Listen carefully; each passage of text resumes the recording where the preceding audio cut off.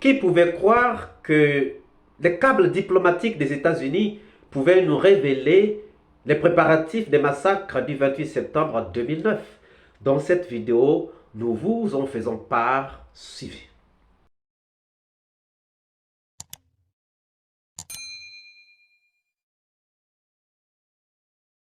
Bonjour, bonsoir, cela dépend de l'heure à laquelle vous regardez cette vidéo. Bienvenue si vous nous découvrez pour une première fois. Ça a toujours été un réel plaisir pour moi de venir devant vos écrans vous exposer les analyses de Soleil d'Afrique. Nous venons encore avec des révélations sur les massacres du 28 septembre 2009. Des révélations sur les préparatifs des massacres.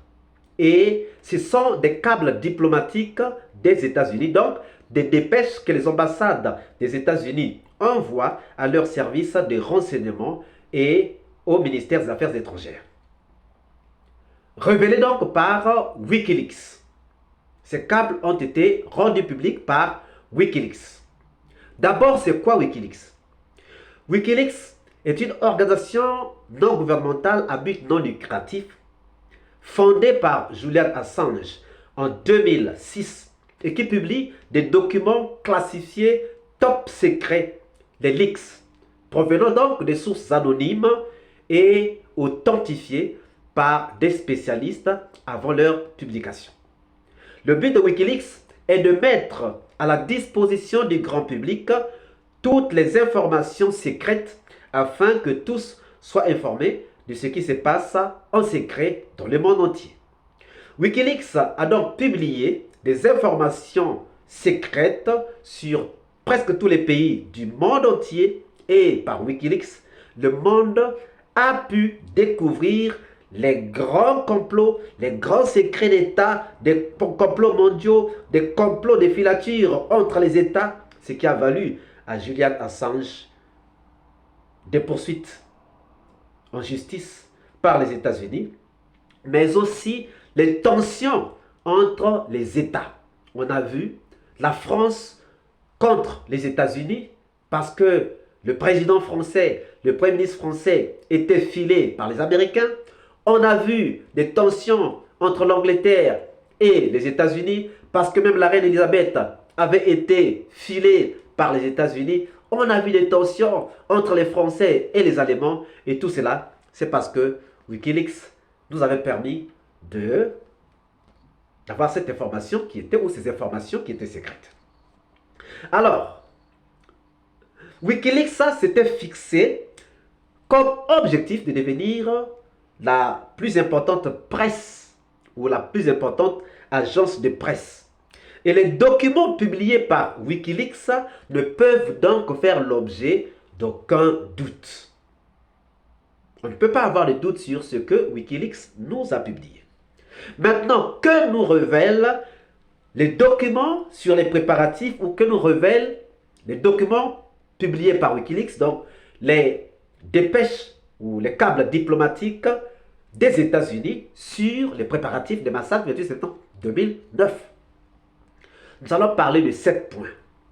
Selon les dépêches que nous avons reçues, que nous allons vous afficher, nous vous laisserons aussi les liens dans la description afin que vous puissiez aller les consulter vous aussi.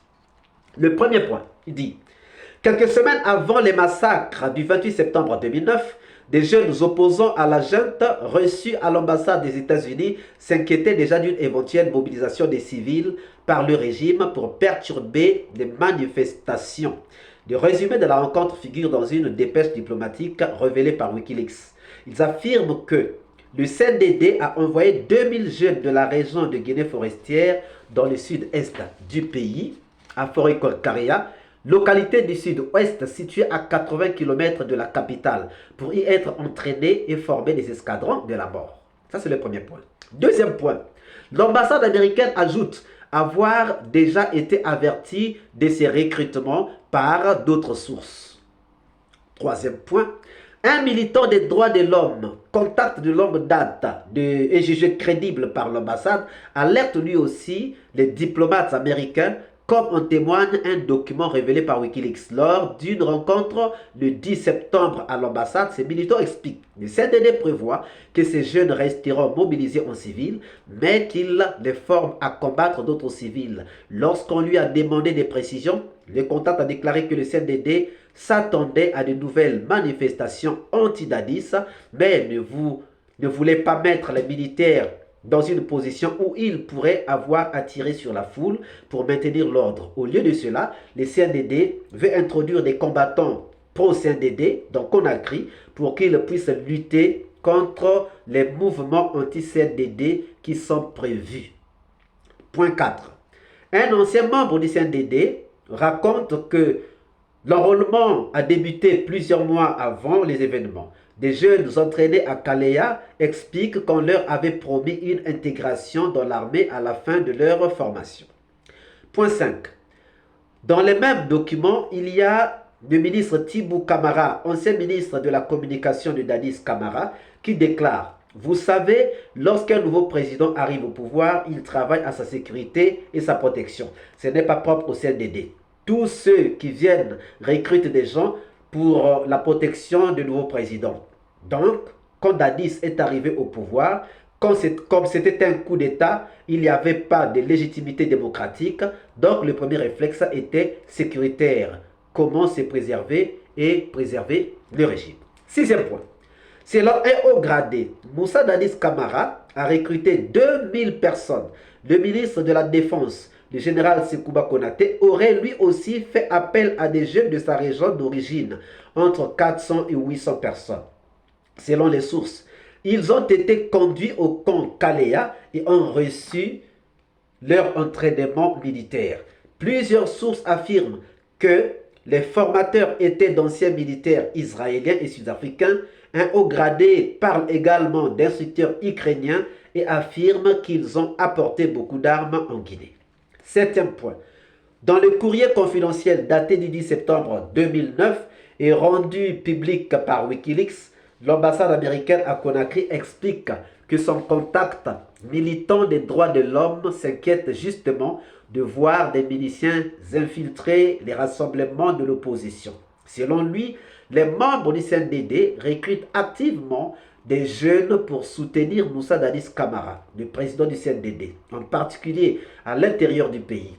Il a expliqué être préoccupé par le fait que le CNDD déplace ce qu'il décrit comme des combattants libériens de la Guinée forestière vers la capitale, notant que de nombreux témoins ou participants aux guerres de Sierra Leone et du Libéria vivent en Guinée forestière. Le contact a déclaré que ces combattants sont en fait des mercenaires aguerris. Voilà donc. Nous avons 7 points à exploiter. Quelles conclusions pouvons-nous tirer de chaque point? Sur le premier point nous rassure encore que les massacres avaient été programmés, puisque c'est plusieurs mois avant, plusieurs semaines avant que ceux qui sont avertis sont allés de dire à l'ambassade. C'était bien avant le 29. Et tout ce qu'ils ont dit corrobore avec ce qui se passe ou ce qui s'est passé le 28 septembre 2009. Donc, les gens avisés avaient déjà porté cela à la connaissance de l'ambassade des États-Unis. Aussi, que ces recrues de Kalea avaient pour mission la répression des manifestations de l'opposition. Ensuite, ces recrues de Kalea devaient agir avec des armes blanches et ils devaient être en civil. Cependant, nous nous posons quelques questions. Et parmi ces questions, nous disons, comment se fait-il que des civils, ces jeunes leaders civils, avaient pu être au courant alors que les services des renseignements et les états-majors, même le chef d'état-major général des armées, personne n'était au courant? Est-ce que c'est de la vérité ou encore des mensonges? Le point 2. Dans le point 2, l'ambassade des États-Unis dit avoir déjà été averti par d'autres sources. Donc ça veut dire que ce n'était pas seulement ces jeunes leaders qui avaient parlé de ça ou qui avaient averti l'ambassade, mais il y avait d'autres personnes aussi avisées qui sont passées par l'ambassade, avertir des diplomates américains de ce qui était en train de se tramer. Donc, il y avait des gens qui avaient vu ça, mais les services de renseignement, les états-majors, le chef d'état-major général, personne n'avait vu cela. Point d'interrogation. Le point 3 nous révèle que ces recrues de Kaleya devaient être en civil pour combattre des civils au lieu d'envoyer donc des militaires. Ce qui conforte ce que nous avons entendu dans ce procès, qu'il y avait des gens qui étaient en civil, mais qui avaient des armes blanches, des gens qui étaient en maillot de Chelsea.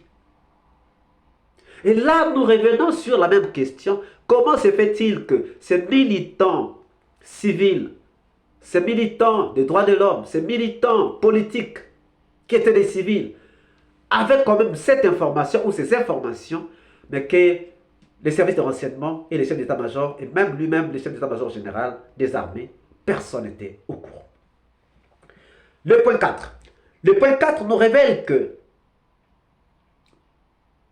un ancien membre du CNDD qui nous révèle que les recrues de Kaleya avaient reçu la promesse de l'intégration dans l'armée après leur formation. Vous vous souviendrez donc du témoignage de cette ancienne recrue de Kaleya qui avait transporté les corps, ce qu'il avait dit. Il avait dit que ils avaient reçu la promesse d'être enrôlés dans le régiment commando. Donc, ça corrobore avec ce que nous avons entendu. Le point 5 nous parle de Thibou Camara. Cette déclaration de Thibou Camara qui dit que chaque président qui devient président, quelqu'un qui devient président, commence d'abord par penser à sa sécurité, à sa protection, comment préserver sa sécurité, comment préserver le pouvoir, comment préserver le régime. C'est un aveu pour nous dire que les recrues de Kaleya n'étaient pas recrutés pour la protection de la nation guinéenne. Les recrues de Kaleya n'avaient pas été recrutés pour la sécurité de la Guinée, mais que les recrues de Kaleya avaient été recrutés pour la protection de Dadis Camara. Donc, ce n'était pas de l'effectif des éléments de l'armée, mais c'était des éléments de Dadis Camara. Et donc, qui pouvait en porter la responsabilité? Ce n'est que Dadis Camara. Question.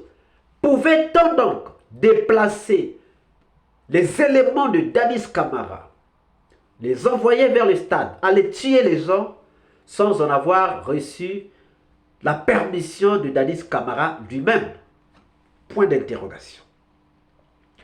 Le point 6 nous indique le dire d'un haut gradé qui déclare que les formateurs étaient des Israéliens, des Sud-Africains, enfin des anciens militaires israéliens, des anciens militaires sud-africains et des anciens militaires ukrainiens.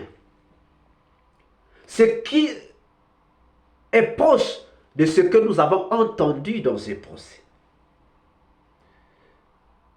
Toumba nous avait dit qu'il y avait des formateurs israéliens. Donc, peut-être qu'il ne va pas parler des Sud-Africains ou des Ukrainiens, mais au moins là, on sent que, et là c'est un haut gradé qui parle, donc quelqu'un qui a les informations de l'armée. Donc tout ce que nous avons ici, c'est vrai. Question. Toumba pouvait-il être au courant de cela seul? Il y avait peut-être d'autres personnes qui étaient au courant. C'est peut-être à partir de ces personnes que Toumba a reçu l'information. Et comment on peut nous dire que Dadis n'était pas au courant? Comment on peut nous dire que les services de sécurité, les états-majors n'étaient pas au courant? L'autre question, si Toumba était dans le complot, pouvait-il mettre ces informations à la disposition du tribunal? Point d'interrogation. Le point 7 nous revient avec le courrier confidentiel du 10 septembre, soit 18 jours avant donc les massacres du 28 septembre 2009. Un courrier dans lequel le contact des droits de l'homme ou le contact droits de l'homme de l'ambassade des États-Unis vient avec deux indications. Deux indications très pertinentes, très importantes. D'abord, la crainte de voir les miliciens de Kalea infiltrés dans les manifestations de l'opposition. Ce que Toumba nous avait laissé entendre qu'il avait entendu de Georges qui le matin du 28 septembre disait « J'ai déjà infiltré 3 véhicules ». Donc on a infiltré les recrues de Kalea. La deuxième indication est l'implication d'une force extérieure. Parce que ici aussi, ce contact craint l'implication d'une force extérieure, c'est-à-dire des combattants libériens. Or, dans les témoignages de Jean-Marie Doré et de Sidia Touré, ces deux personnes ont parlé des agents, des éléments de l'UNIMO, ont parlé des gens qui parlaient anglais, nous ont parlé des Libériens et des Sierra Leone. C'est complètement ce qui est révélé ici dans ces documents. Cependant, qui pouvait mobiliser donc les militants ou les éléments libériens ou les éléments sierra-léonais et les emmener au stade pour participer au massacre? Cette question doit nous renvoyer à regarder la liste de tous ceux du CNDD qui ont fait le Libéria, qui ont fait la Sierra Leone avec de hautes responsabilités pour comprendre qui pouvait donc mobiliser ces gens là-bas. Même si, à partir, on sait qu'il y a beaucoup de combattants libériens et sierra-léonais qui vivent dans la région forestière, donc en Guinée, mais qui pouvait avoir le contact avec ces gens? Point d'interrogation. Vous avez assez de questions auxquelles il faut répondre. En attendant donc la deuxième partie, en attendant donc la suite de cette partie, de cette vidéo, par rapport à toutes les questions que nous avons posées, mettez vos réponses. En conclusion, nous, en tant que soldats d'Afrique, nous pensons que les chefs d'état-major, Oumar Sanogo, tous les états-majors de l'armée, les directeurs de la police, et aussi Cheikh Sidia Diabaté, chef des services de renseignement, doivent rendre des comptes. Que pensez-vous donc de cette vidéo? Que pensez-vous de ces révélations de Wikileaks? Vos réponses dans les commentaires. Ne manquez pas, si cette vidéo vous a plu, de laisser vos pouces bleus, de commenter et de partager. Et si vous n'êtes pas encore abonné, c'est le moment pour vous de vous abonner et surtout de ne pas manquer d'activer la cloche des notifications afin d'être averti à temps réel de toutes nos prochaines publications. Quant à moi, je vous dis à très bientôt pour une nouvelle capsule. Ciao!